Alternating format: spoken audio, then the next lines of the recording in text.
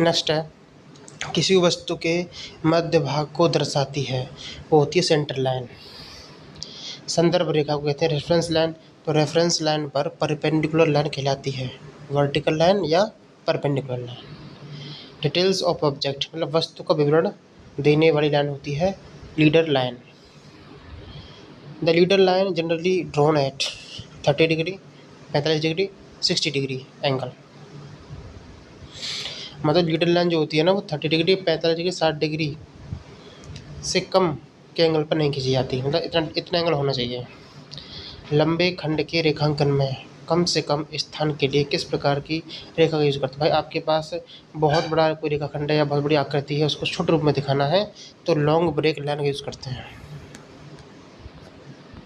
Next question, continuous thick line का अन्य नाम क्या है? कंटिन्यूअस थिक लाइन को हम कहते हैं आउटलाइन या ऑब्जेक्ट लाइन, टाइप ए की होती है। द नेक्स्ट है, thin chain line with thick ends are used for. भाई थिन चेन लाइन है और उसके किनारे मोटे हैं, उसको यूज़ करते हैं कटिंग प्लेन में, ठीक है। फ्री हैंड लाइन का दूसरा नाम होता है short break line. Free hand line को क्या बोलते हैं? वेवी लाइन भी बोलते हैं और शॉर्ट ब्रेक लाइन भी बोलते हैं। हैचिंग लाइन के बीच की कम से कम दूरी होती है 0.7 mm।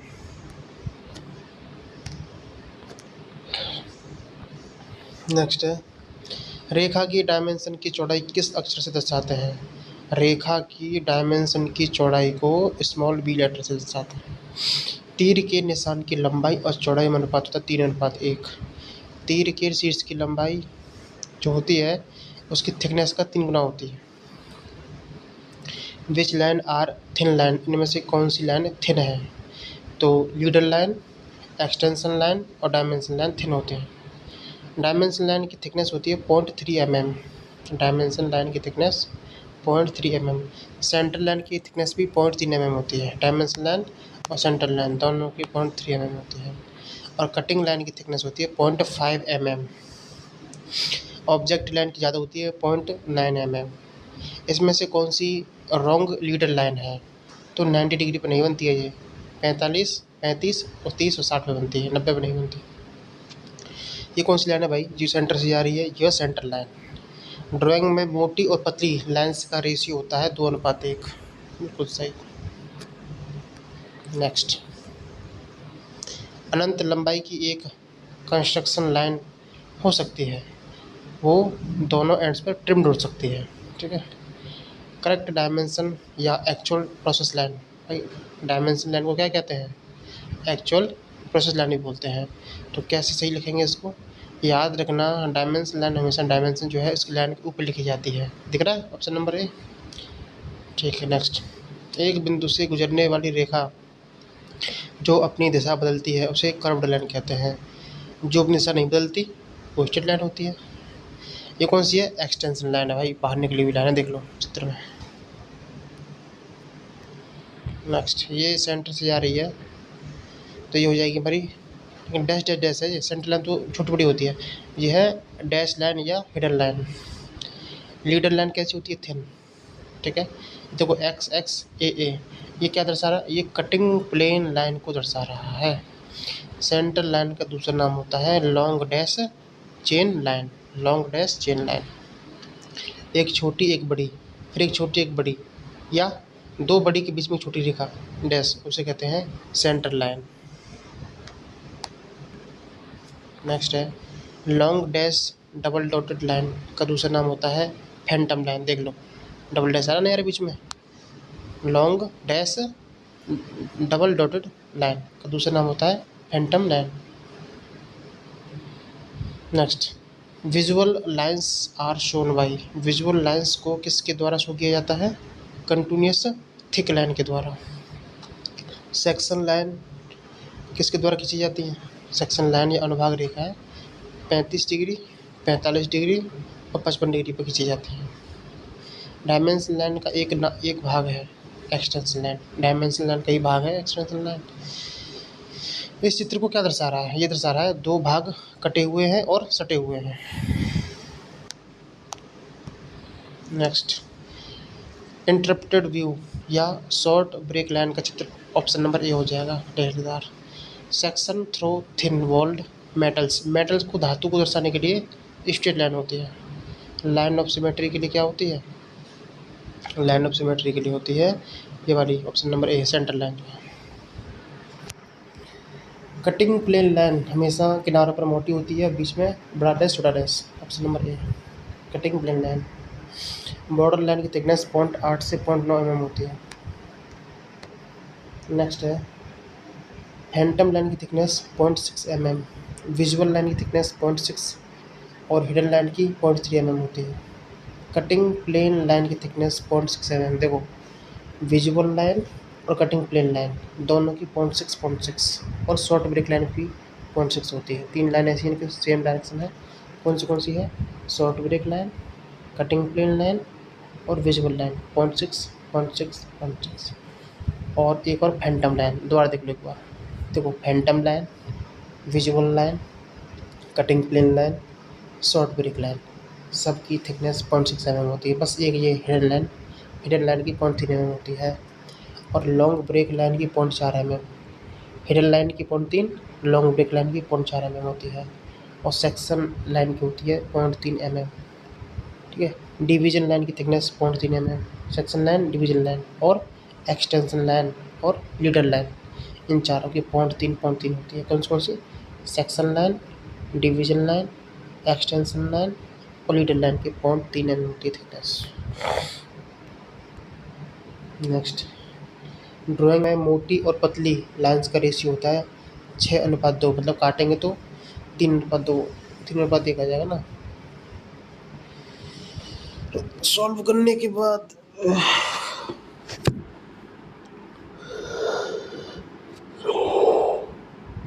2:1 होता है इसका आंसर, लेकिन इस क्वेश्चन में डाउट लग रहा है।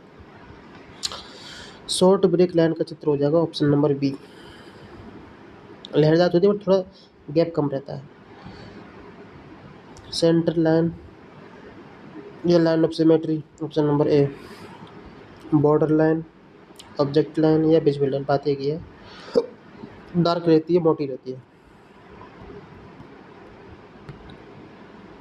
हिडन लाइन्स को देखो डैश डैश डैश दर्शाता है। फैंटम लाइन में बीच में 2 डैश आते हैं छोटे छोटे। कटिंग प्लेन लाइन में क्या है, साइड के किनारे मोटे रहते हैं। सेक्शन लाइन में हैचिंग तिरछी कटी रहती है। 2 तरीके हैं, ठीक है। लीडर लाइन में क्या होता है, ऑप्शन नंबर ए हो जाएगा। Hatching line is use to represent, hatching line section plane को दर्शाती हैं, कटे हुए हिस्से को। Invisible lines are shown as, invisible line को डैश डैश डैश दर्शाते हैं, मतलब थिन लाइन होती है वो। और थिकनेस ऑफ फाइन लाइन्स की थिकनेस होती है 0.3 mm।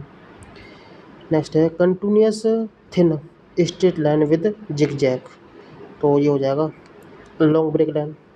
चित्र में देख लो, जिग जैग लाइन कैसी होती है, ऐसी होती है, इसे लॉन्ग ब्रेक लाइन भी कहते हैं। Hidden lines are shown as, hidden lines को क्या कहते हैं, डैश्ड नैरो लाइन्स भी कहते हैं, ठीक है। हिडन लाइन्स को क्या कहते हैं, dash narrow line, option number ए।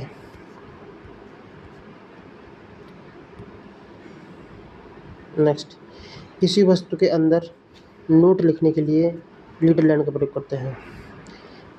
हिडन आउटलाइंस जो होती है इवन, ये डैश थिक होती है। Guidelines should be drawn by light, guidelines को हमेशा लाइट लिखा जाता है। Line show the edge of section plane के किनारे को जो लाइन दर्शाती है उसे कहते हैं cutting plane line. Geometrical drawing द्वारा देखो, line shows the edge of section plane in geometrical drawing, हो जाए कटिंग प्लेन। जियोमेट्रिकल ड्राइंग में सेक्शन प्लेन के एज को दर्शाती लाइन वो है cutting plane line. The outer line के लिए पेंसिल कौन सी यूज करते हैं, एच पेंसिल, आउटर लाइन के लिए H pencil. Next, central line देख लो कैसी होती है, ऐसी होती है। सेंट्रल लाइन कैसी होती है, chain thin. Length of A line L in isometric drawing 1 L हो जाती है। किसी भी लाइन की जो एल है ना, लंबाई एल, किसी भी लाइन की जो लेंथ है एल वो आइसोमेट्रिक ड्राइंग में 1L बन जाती है। Which type of line is particular to section drawing, कौन सी टाइप की लाइन जो है पर्टिकुलर सेक्शन ड्राइंग में यूज़ की जाती है? Cutting plane line. Drawing line कैसी होती है? सिंपल होती है। मार्जिन लाइन कैसी होती है? देख लो, सिंपल होती है, थोड़ा डार्क रहती है, डार्क मार्जिन लाइन, और आउटलाइन जो है वो थिक रहती है, मोटी। खत्म नोटल लाइन में जो अगला है डायमेंशन लाइन, ये कंटिन्यूस थिन होती है, टाइप भी की आती है। Centroid lines other name, centroid line का दूसरा नाम होता है chain thin double dash line. Centroid line को क्या कहते हैं? Chain thin double dash line. Conical edge pencil is used for, conical edge pencil जो होती है इसका यूज हम लेटरिंग में करते हैं। सेक्शन ड्राइंग, सेक्शन ड्राइंग को कौन दर्शाता है? Cutting plane line. Lines are used to indicate the termination of the dimension line, dimension line को इंडिकेट करती है extension line. Next, type B lines called, type B line को continuous thin line कहते हैं, और जो मेन लाइन होती है ना उसकी थिकनेस होती है 1.20 mm, और जो थिक लाइन होती है उसकी थिकनेस होती है 1 mm। सेटम लाइन, सेटल लाइन कैसी होती है? थिक, और लॉन्ग ब्रेक लाइन कैसी होती है? थिन। एक लाइन को वैकल्पिक लॉन्ग डैशेस और शॉर्ट डैशेस के रूप में दिखाया गया है, उसे कहते हैं सेंट्रल लाइन। भाई ऐसी लाइन जिसमें एक लॉन्ग डैश हो, एक शॉर्ट डैश हो, तो वो क्या है? सेंट्रल लाइन ही तो है। बाउंड्रीज एंड विजुअल एज को दर्शाने के लिए कौन सी रेखा यूज होती है? बाउंड्रीज को, तो विजुअल किनारों को दर्शाने के लिए थिक लाइन, मोटी लाइन। हिडन पार्ट को दर्शाने के लिए और डायमेंशन एक्सटेंशन लाइन को दर्शाने के लिए कौन सी रेखा होती है? जो छुपे हुए पार्ट को और डायमेंशन एक्सटेंशन लाइन को दर्शाने के लिए जो रेखा होती है वो मीडियम लाइन होती है। देख लो, delta. Centre line, cutting plane line, construction line को दर्शाते हैं थिन लाइन से, क्योंकि centre line, cutting plane line और कंस्ट्रक्शन लाइन सब थिन लाइन की कैटेगरी में आते हैं। सेंट्रल लाइन का अदर नेम होता है लोकस लाइन, सेंट्रल लाइन का दूसरा नाम क्या है? Locus line. ठोसों की अक्ष और किसी बिंदु के पाथ को प्रस्तुत करती है सेंट्रल लाइन, ठोसों की अक्ष और किसी बिंदु के पाथ को दर्शाती है central line. Next, cutting plane line और सेंट्रल लाइन में जो लॉन्ग डैश होता है वो 10 से 35 mm का लंबा होता है, और छोटा डैश 3 mm लंबा होता है, और दोनों डैशेस के बीच में दूरी 1.5 mm होती है। रट लेना, कटिंग प्लेन लाइन हो या सेंट्रल लाइन हो, इनमें जो लंबा डैश होता है वो 10 से 35 mm का होता है, छोटा डैश 3 mm का होता है, और कैप 1.5 mm का होता है। रिपीटेड डिटेल्स को दर्शाने के लिए डिट्टो लाइन होती है। कौन सी? Ditto line. देखो नीचे चित्र बना हुआ है, डिट्टो लाइन पता क्या होता है? डिट्टो लाइन होती है इस तरह, 2 डैश, फिर 2 डैश पास पास, 2 डैश पास पास, इस तरह से। ये रिपीट डिटेल को दर्शाती है, जो डिटेल बार बार रिपीट होती है उसको दर्शाती है, डिट्टो लाइन बोलते हैं। वह रेखा जो विमान रेखा को वस्तु रेखा से जोड़ती है, वह रेखा जो डायमेंशन रेखा को वस्तु रेखा जोड़ती है वह एक्सटेंशन लाइन। सेक्शन पोर्शन को 45 डिग्री पर खींचा जाता है, जो सेक्शन लाइन कहते हैं। आरेखन में टूटे हुए छोटे भाग को दर्शाती है short break line. Short break line thin होती है और हाथ से बनी हुई लहरदार होती है। लॉन्ग ब्रेक लाइन ये भी थिन होती है और बीच में ये जिगजैग होती है। आरेखन में टूटे हुए या ब्रोकन लार्ज पार्ट को दिखाते हैं लॉन्ग ब्रेक लाइन से। नेक्स्ट, विजुअल लाइन का कलर क्या होता है? काला। जो चीज़ हमको विजुअल दिखाई दे वो काली होगी ना। हिडन लाइन का कलर होता है नीला, और कटिंग प्लेन लाइन का कलर होता है लाल, जो चीज़ कट जाती है लाल हो जाती है कट के। E1 और E2 hidden lines, hidden outlines called dash thick. Hidden outline जो होती है E1 E2 की कैटेगरी की, इसको डैश थिक होती है जी। और F1 F2 कैसी हैं, डैश थिन होती हैं। A1 A2 कैसी हैं, कंटिन्यूस थिक। B1 से B7 तक कंटिन्यूस थिन होती हैं। आसान है। Next, hidden lines are drawn as. Hidden lines क्या ड्रॉ की जाती हैं, डैशेस नैरो लाइन्स के रूप में।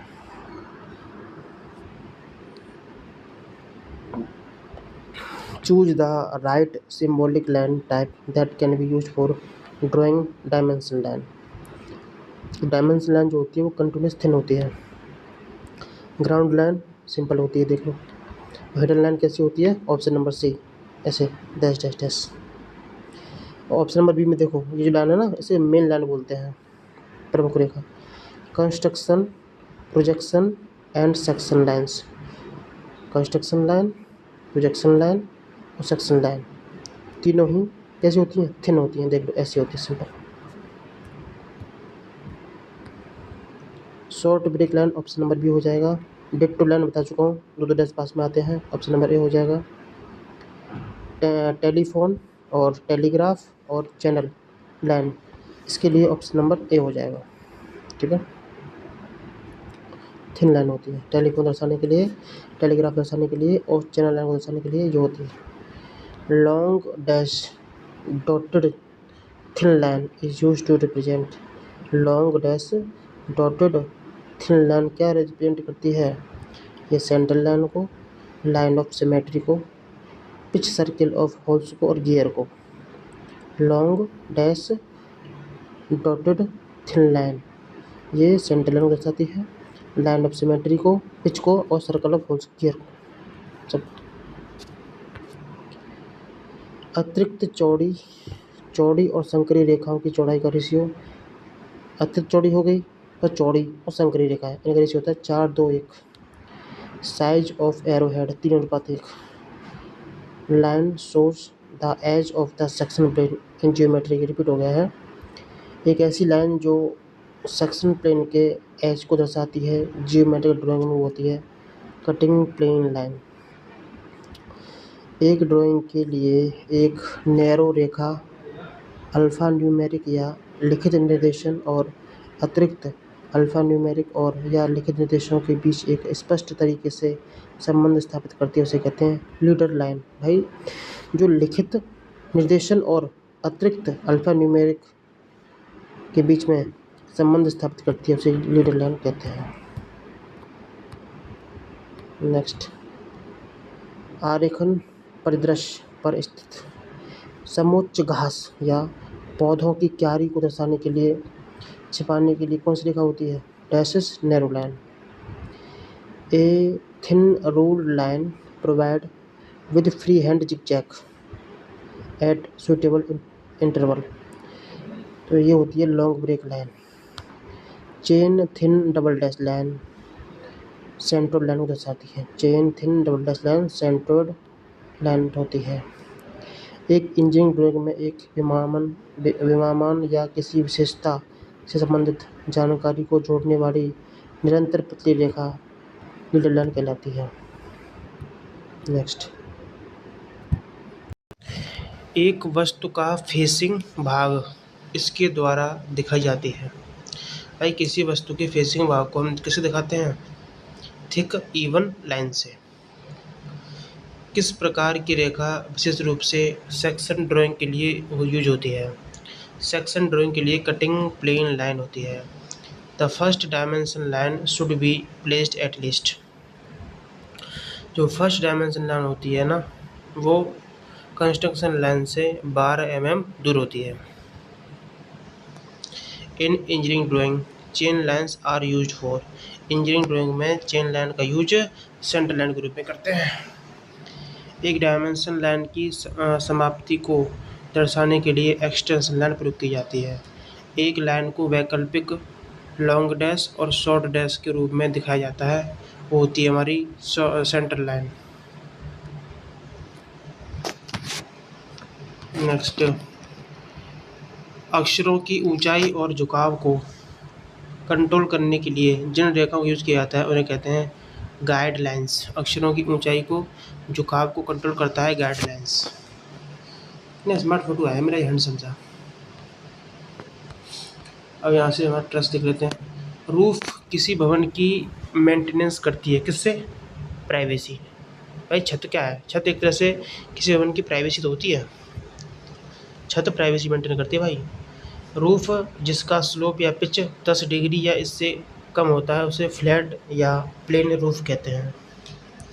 जहाँ पर लो इंटेंसिटी रेनफॉल हो, मतलब वर्षा बहुत कम हो और हायर टेम्परेचर हो, वहाँ पर फ्लैट या प्लेन छत प्रयोग की जाती है। जिन छतों का पिच 10 डिग्री से अधिक होता है ना, वहाँ पर पिच रूफ या स्लोप रूफ प्रयोग की जाती है।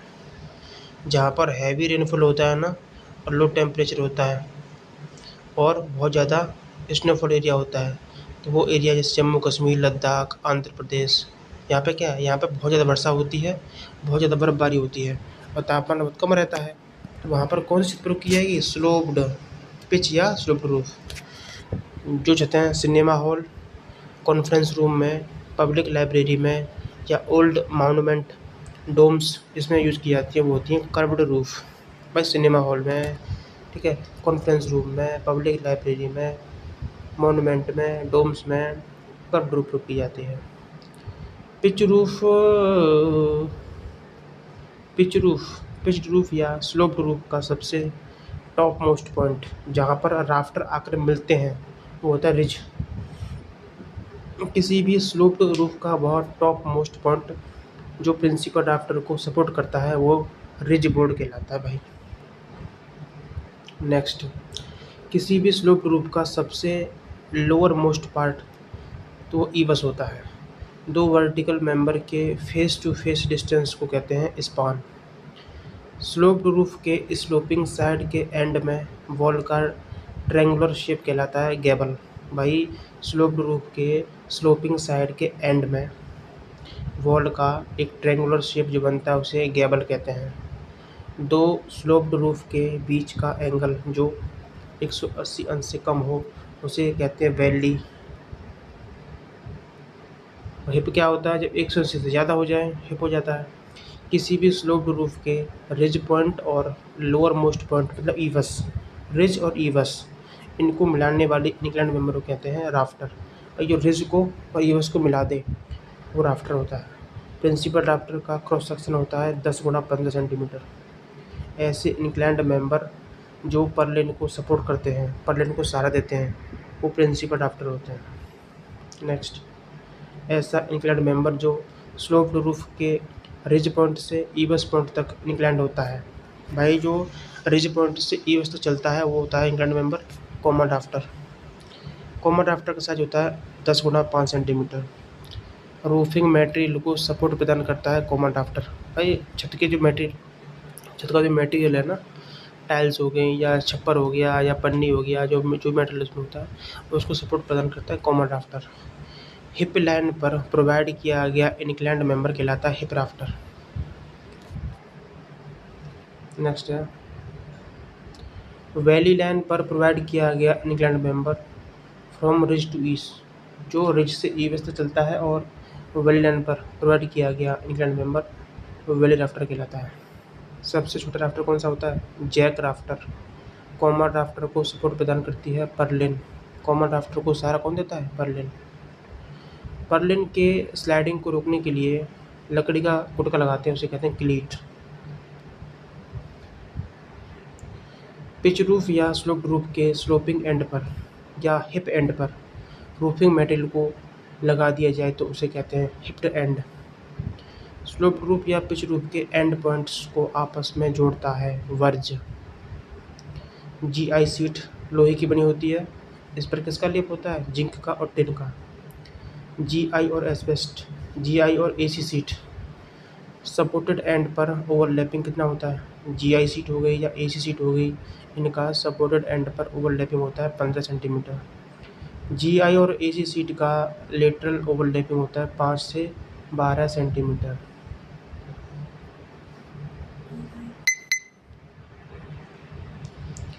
नेक्स्ट है स्लोप्ड रूफ में परलिन का इंटरवल कितना लेते हैं? स्लोप्ड रूफ में परलिन का इंटरवल 1 से 1.5।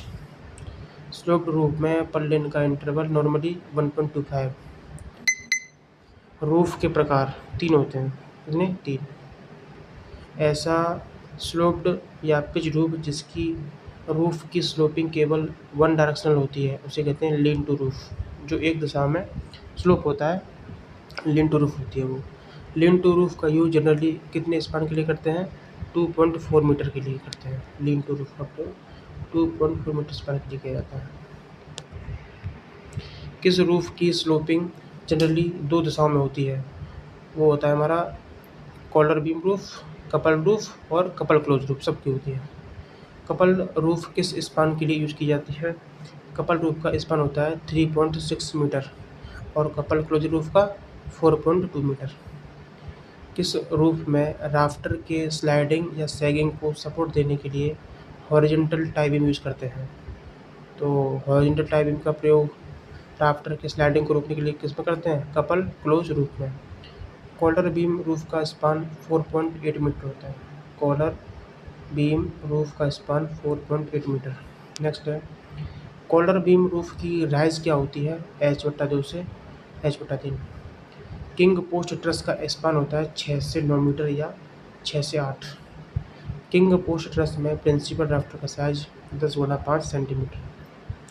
किंग पोस्ट ट्रस में हॉरिजॉन्टल टाई बीम और स्ट्रट का यूज राफ्टर के सैगिंग और स्लाइडिंग को रोकने के लिए किया जाता है। तो यहाँ पर स्ट्रट का साइज हो जाएगा 10x10 centimetre.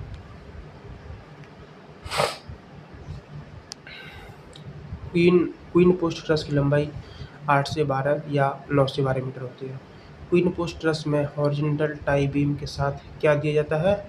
Staining beam. Queen post truss में हॉरिजॉन्टल टाई बीम के साथ स्टेनिंग बीम दी जाती है। ऐसी छत जिसका स्लोप 2 डायरेक्शन में होता है बिना किसी ब्रेक के। याद रखना, ऐसी छत जिसका स्लोप 2 दिशाओं में है और कोई ब्रेक नहीं है उसे कहते हैं गैबल्ड रूफ। नेक्स्ट है, किस रूफ में दोनों ओर 2-2 स्लोप होते हैं और प्रत्येक स्लोप में एक ब्रेक भी होता है? आई बात समझ? दोनों ओर 2-2 स्लोप होते हैं और बीच में ब्रेक भी होता है उसे कहते हैं गैम्ब्रल रूफ। जिसके सभी किनारे बिना किसी रुकावट के चारों दिशाओं में दीवार की ओर झुके होते हैं। जिसके सभी किनारे बिना किसी ब्रेक के चारों दिशाओं में दीवार की ओर झुके होते हैं या जिसका चारों तरफ झुकाव होता है, स्लोप होता है या स्लोप फ्रो डायरेक्शन, तो वो हिप रूफ होती है। नेक्स्ट है, जिस स्लोप रूफ की स्लोपिंग 4 दिशा में होती है साथ ही साथ बीच में फ्लैट पार्ट भी होता है, समतल पार्ट, उसे कहते हैं मैnsard रूफ।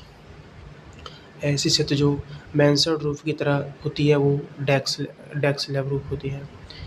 इस रूफ की भी स्लोपिंग और फुल डायरेक्शन में होती है तो वो होती है डेक स्लैब। डेक स्लैब की स्लोपिंग भी फुल डायरेक्शन में होती है। No column is provided here beamless roof. देखो ये करा है, नो कॉलम इज प्रोवाइडेड, किस प्रकार की रूफ छत में कॉलम नहीं दिया जाता तो वह है फ्लैट रूफ। और क्या कह रहा है? बीमलेस रूफ, मतलब इसमें ना तो कॉलम दिया जाता है और ना ही बीम दी जाती है, वो होता है हमारा flat roof. Next, one way slab में मेन रेनफोर्समेंट किस स्पान पे डालते हैं? तो शॉर्टर स्पान पे डालते हैं, ठीक है। और टू वे स्लैब में दोनों स्पान डालते हैं, शॉर्टर लंबा। ये चित्र देख रहे हो, ये मैnsard रूफ है। कैसी है? ये वाली मैnsard है। देखो इसी वाली ये मैnsard है। कैसे? इसके क्या रहता है, ऊपर तो प्लेन रहता है, ठीक है, बाकी दोनों दिशाओं में, 4 दिशाओं में स्लोप रहता है। और ये हो जाएगी हमारी फ्लैट रूफ। ये तो आसान है, फ्लैट है पूरी ऊपर से। ये है हिप रूफ, इसका 4 दिशाओं में ढलान होता है। और ये गैम्ब्रल रूफ, जिसका 1 और 2, इधर 2 बार ढलान, इधर 2 बार ढलान, बीच में ब्रेक है। ये गैम्ब्रल है, गैम्ब्रल। नेक्स्ट, ये है गैबल। गैबल में क्या होता है? गैबल में सिर्फ एक ब्रेक सेंटर पर रहता है, बाकी इधर ढलान इधर ढलान, इसे गैबल रूफ कहते हैं। गैबल जिसका दोनों तरफ ढलान हो और एक ब्रेक हो, गैबल रूफ। ये है हमारी किंग पोस्ट ट्रस। ये कॉम्बिनेशन है, ये किंग का और क्वीन का, दोनों का कॉम्बिनेशन है ये वाला, ठीक। ये कौन सी है? ये क्वीन पोस्ट है। इसमें दोनों है। कैसे? देखो, ये वाला पार्ट जो है ये तो दिखा रहा है किंग को, और ये वाला पार्ट जो है ये दिखा रहा है क्वीन को, दोनों हो जाएगा। और ये क्वीन पोस्ट है। ये कौन सी है? Collar beam roof. क्या पहचान है? इसमें कॉलर यहाँ पर ऊपर दिया जाता है, टाई बीम जो है ऊपर, कॉलर बीम रूफ हो जाएगा जो। नेक्स्ट, ये कौन सी है भाई? इसमें डबल रहता है, डबल। इसमें याद रखना है तो ये किंग पोस्ट ही, ये भी किंग पोस्ट है, ऊपर किंग पोस्ट है, ठीक है। और ये है हमारी कपल क्लोज रूफ। इसमें फिर टाई भी यहाँ दिया जाता है, बस कपल क्लोज रूफ। ये है लीन टू रूफ, क्योंकि एक दिशा में स्लोप है, इसका दोनों दिशा में स्लोप है, तो ये हो जाएगी कपल रूफ। कपल रूफ में याद रखना टाई भी नहीं दी जाती, कुछ बीच में कुछ नहीं, सादा रहती है। कपल क्लोजर में दी जाती टाई। इनका स्पान याद करोगे, देखो यहाँ पे लीन टू रूफ का स्पान 2.4 मीटर होता है, और कपल रूफ का होता है 3.6 मीटर। नेक्स्ट, ईव्स और रिज के बीच के छत के किनारे को कहते हैं वर्ज। किंग पोस्ट ट्रस का स्पान 5 से 8 मीटर। किंग पोस्ट ट्रस में कॉमन राफ्टर के एंड सरों को सपोर्ट प्रदान करता है king post. King post truss में कॉमन राफ्टर के एंड्स को सपोर्ट प्रदान करता है किंग पोस्ट। अग्निरोधी होने के अलावा कैल्शियम सिलिकेट बोर्ड किसके लिए भी जाने जाते हैं? ध्वनिरोधी। तो कैल्शियम सिलिकेट बोर्ड अग्निरोधी भी है, ध्वनिरोधी भी है। यह है हिप रूफ, क्यों? इसका 4 दिशा में स्लोप है, इसलिए। नेक्स्ट, क्वीन पोस्ट ट्रस में वर्टिकल पोस्ट की संख्या 2 होती है। रिज से ईव्स तक बिछाए गए झुके हुए लकड़ी के सदस्यों को कहते हैं कॉमन राफ्टर। पर रिज से ईव्स तक बिछाए गए लकड़ी के सदस्यों को कॉमन राफ्टर कहते हैं। किस प्रकार के फ्रेम का यूज भारी बारिश और बर्फबारी वाली संभावना में करते हैं? तो गैबल फ्रेम का। हैवी रेनफॉल वाले क्षेत्रों के लिए सबसे उपयुक्त होती है पिच्ड या स्लोप रूफ। हाय, कवर ब्लॉक का यूज भवन निर्माण घटक के रूप में किया जाता है। किसमें करते हैं जी? आरसी बीम में, रेनफोर्स कंक्रीट बीम में। कवर ब्लॉक का यूज भवन निर्माण घटक के रूप में किया जाता है। कब? रेनफोर्स्ड कंक्रीट बीम में। एक फर्श मानचित्र पर, एक फर्श फ्लोर मानचित्र पर खंडित रेखा जो कि बाह्य दीवार के बाहरी दिशा में लगभग 24 इंच की दिखाई देती है, उसे कहते हैं रूफ ओवरहैंग। नोट लेना, एक फर्श मानचित्र पर खंडित रेखा जो कि बाह्य दीवार के बाहरी दिशा में लगभग 24 इंच की दिखाई देती है, रूफ ओवरहैंग कहते हैं। ट्रस के बारे में क्या सही नहीं है? ये ट्रस में वक्रीय अवयव का यूज किया जाता है, ये गलत है। बाकी सब सही है। क्या है? देखो, सभी भार केवल जोड़ों पर आते हैं, बिल्कुल सही है। अवयव केवल अक्षीय भार या वहन करते हैं, बिल्कुल सही है। और कैंची के सभी अवयवों पर बेंडिंग मोमेंट 0 होता है। नेक्स्ट, एसी सीट छत में अगर ढलान 20 डिग्री से अधिक है ना, तो एंड लैप मतलब छोटा छोर चढ़ाव, एंड लैप जो होता है, लैप वो 150 mm इतना होना चाहिए, 150 mm होना चाहिए। एसी सीट छत में अगर ढलान 20 डिग्री से अधिक है तो एंड लैप 150 mm होना चाहिए। एक ट्रस में जो पर्लिन होता है ना, वो कॉमन राफ्टर को सपोर्ट करता है। एक ट्रस में पर्लिन कॉमन राफ्टर को सपोर्ट करती है। The external wind pressure acting on A roof depends on. The external wind pressure acting on A roof depend on slope of the roof. भाई, जो बाह्य विंड प्रेशर है ना, वो डिपेंड करता है छत के स्लोप पर। रिज लाइन क्या है? एक रूफ ट्रस के सभी बिंदुओं को मिलाकर खींची गई रेखा। रूफ ट्रस के सभी शीर्ष बिंदुओं को मिलाकर खींची गई रेखा रिज लाइन कहलाती है। ढालू छतों के निर्माण के लिए किस सामग्री का यूज नहीं करते? स्टोन का। यह सीट स्लेट्स या टाइलों का किनारा है, या सीट स्लेट्स या टाइलों का किनारा है जो ढलान वाली छतों के गैबल सिरे से फैला हुआ है, उसे कहते हैं वर्ज। यह सीट स्लेट्स या टाइलों का किनारा है जो ढलान वाली छतों के गैबल सिरे से फैला हुआ है, उसे कहते हैं वर्ज। एक इमारत के भीतर स्थित एक बड़ा खुला स्थान, इसका यूज कांच की छत पर दीवार के माध्यम से प्रवेशित दिन के उजाले के लिए करते हैं, उसे अट्रियम कहते हैं, अट्रियम। एक इमारत के भीतर स्थित एक बड़ा सा खुला स्थान जिसका यूज कांच की छत पर दीवार के माध्यम से प्रकाश अंदर आ जाए उसके लिए करते हैं, उसे कहते हैं अट्रियम। क्रीट क्या होता है? ये लकड़ी का इस्पात का खंड होता है जो पर्लिन को सहारा देता है, ठीक है, जो मुख्य राफ्टर पर लगाया जाता है। नेक्स्ट, एक combination of king post and queen post truss is known.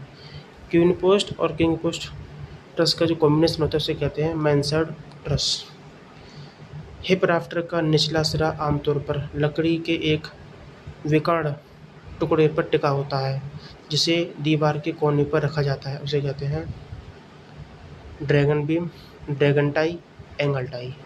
Hip rafter का निचला सिरा आमतौर पर लकड़ी के एक विकर्ण टुकड़े पर टिका होता है जिसे दीवार के कोने पर रखा जाता है, इसे क्या कहते हैं? Dragon beam, dragon tie, angle tie. GI seat क्या है? इसमें जंग लग जाता है, ठीक है, याद रखना, जीआई सीट में जंग लग जाता है। ये कम अग्निरोधी होती हैं और ये अम्ल और धुएं से भी कम प्रभावित होती हैं, ये चीज़ अच्छी है। जीआई सीट अम्ल व धुएं के प्रति कम प्रतिरोधी होती हैं, मतलब इससे भी खराब हो जाती हैं। अब बात करते हैं एसी के बारे में। एसी सीट अम्ल और धुएं से प्रति ज़्यादा प्रतिरोधी होती हैं, अच्छी होती हैं। एसी सीट में जंग नहीं लगता और ये अग्निरोधी होती है, तो एसी सीट अच्छी होती है। समतल छत के नुकसान के संदर्भ में सही कथन। अब समतल छत का नुकसान क्या क्या है देखो। समतल छत किफ़ायती और बेहतर इंसुलेशन देती है, ये गलत है, ऑप्शन नंबर सी सही है। देखो क्या है, समतल छत के नुकसान क्या है, देखो सी ऑप्शन है, ये भारी वर्षा वाले स्थानों के लिए अनुपयुक्त होती है, बिल्कुल सही है। किस ट्रस में लकड़ी के अवयव स्टील, पटवा, लोहा ये सब होता है? वो कंपोजिट ट्रस। इसका शीर्ष समतल होता है तथा मैnsard ट्रस के समान होता है जिसमें एक ही तरफ ढाल होता है, उसे कहते हैं ट्रंकेटेड ट्रस। इसका शीर्ष फ्लैट होता है, समतल, तथा मैnsard ट्रस के समान होती है जिसमें एक ही तरफ ढाल होता है, उसे ट्रंकेटेड ट्रस कहते हैं। नेक्स्ट, ये है हमारी किंग पोस्ट। नालीदार एस्बेस्टस सीमेंट सीट की स्टैंडर्ड विड्थ होती है 1.05 मीटर, लंबाई 1.05 से 3 मीटर, चौड़ाई मतलब जो क्या हो गया, चौड़ाई हो गई, ये लंबाई हो गई, ये मोटाई 6-7 mm। एक बाहर निकला पत्थर जो जॉइस्ट, रूफ्टरस आदि को आलम्बन प्रदान करता है, उसे कॉर्बेल कहते हैं। एक बाहर निकला पत्थर जो जॉइस्ट को, रूफ्टरस को, इसको आलम्बन सपोर्ट देता है, कॉर्बेल। नेक्स्ट, स्ट्रिंग कोर्ड्स को क्या बोलते हैं? कंगनी रद्दा। तो स्ट्रिंग कोर्ड्स के बाहर बड़े होने के कारण पलटने से रोकने के लिए इसके ऊपर एक रद्दा लगाते हैं, उसे कहते हैं ब्लॉकिंग कोर्ड्स। ढालू छतों के लिए पिच कितना होता है? लगभग 1/4, मतलब 1/3 से 1/6 या 1/4 मान सकते हैं। छत पर हवा के दाब को कम करने के लिए छत की ढलान कितनी डिग्री से अधिक न हो? 30 डिग्री। सामान्यतः छत कैंची की ढलान निम्न से कम नहीं रखनी चाहिए, 25 से 60 डिग्री। छत कैंची की ढलान किससे कम ना हो? 25 से 60। अब देखो, जीआई सीट जो होती हैं इनकी छत, जीआई सीट से बनने वाली छत की ढलान क्या होती है? 26.5। और स्लेट की छत की ढलान 35 डिग्री। एस्बेस्टस सीट की छत की ढलान 30 और टाइल से छत बनती है उसकी ढलान 40। टाइल वाली छत की ढलान होती है 40, एस्बेस्टस सीट की 30, स्लेट की 35 और जीआई सीट की 26.5। जब कमरे की माप 9 से 12 मीटर हो तो कौन सी छत प्रयोग कर देंगे? पर 9 से 12 के लिए क्वीन पोस्ट होती है। क्वीन पोस्ट ट्रस में कितने वर्टिकल पोस्ट होते हैं? 2। छतों के निर्माण में कौन सा पत्थर यूज होता है? स्लेट। लकड़ी के स्लैब या सीट जो छत को ढकने के लिए बनाए जाते हैं सिंगल कहते हैं। लकड़ी के स्लैब या सीट जो छत को ढकते हैं सिंगल कहलाते हैं। छत कैंची की मितव्ययी दूरी किस पर डिपेंड करती है? कॉस्ट ऑफ पर्लिन और कॉस्ट ऑफ रूफ कवरिंग पर। Tie are load carrying member जो किससे जुड़े होते हैं अर्थात किसके अधीन होते हैं? टाई जो होता है वो लोड कैरिंग मेंबर होता है जो एक्सियल टेंशन लोड ग्रहण करता है। पक्की छत की झुकी हुई छत की सतह का निचला किनारा ईवस कहलाता है। भाई झुकी हुई छत की सतह का निचला किनारा eaves. Which support the covering material of a sloping roof. Sloping roof जो होती है ना, उसके कवरिंग मटेरियल को सपोर्ट देता है पर्लिन। लीन टू रूफ मतलब एकल पार्श्व ढालू छत या बरामदा इसे बोलते हैं। इसकी लंबाई होती है मैक्सिमम 2.5 मीटर। कपल रूफ की 3.5, कपल क्लोजर की 4.5, कॉलर बीम की 5, 5.5, king rod truss roof 5.5, scissor कैंचीनुमा छत इसकी 5.5। देखो कॉलर बीम रूफ हो गया, किंग रोड ट्रस हो गया, सीजर कैंचीनुमा हो गया, सबके 5.5, 5.5। किंग पोस्ट जानते हो 5 से 9 या 5 से 8। क्वीन पोस्ट की 8 से 12 या 8 से 13। ठीक है। नॉर्थ लाइट रूफ ट्रस जिसको हम कहते हैं उत्तर प्रकाशी छत 10 मीटर लंबी होती है नॉर्थ लाइट रूफ ट्रस।